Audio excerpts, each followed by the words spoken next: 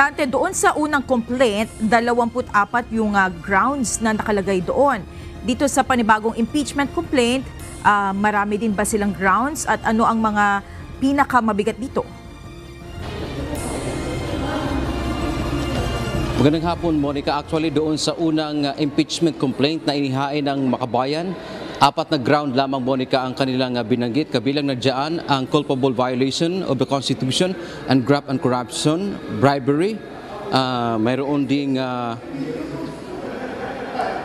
guilty of other high crimes at yung betrayal of public trust. At dito sa ngayon, Monica, ay isang ground lamang ang kanilang binanggit.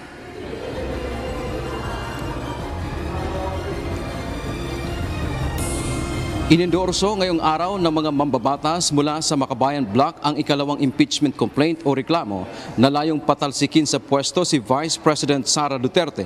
75 ang mga complainant dito kasama ang mga dating kongresista na sina Teddy Casino at Attorney Nery Colmenares ng Bayan Muna Party List, Liza Masa ng Gabriela Women's Party List at Sara Ilago ng Kabataan Party List.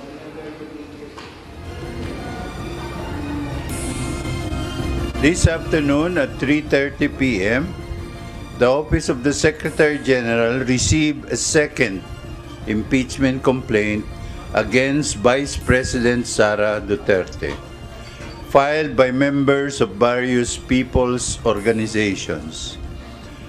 The second complaint was endorsed by 3 House members, namely Representatives Franz Castro, Arlene Brosas, and Raul Daniel Manuel. Kinumbinsi nila ang mababang kapulungan ng Kongreso na may sapat na batayan para i-impeach ang Vice Presidente. Isang ground lamang ang kanilang binanggit, ang betrayal of public trust o pagtataksil sa tiwala ng sambayanan na sumentro sa issue ng paggamit ng confidential funds. Betrayal of public trust, one ground, mas madaling ma-digest yung mga ebidensya, mas mabilis siyang matalakay at kung umabot sa Senado, mas mabilis din madedesisyonan ng mga senador.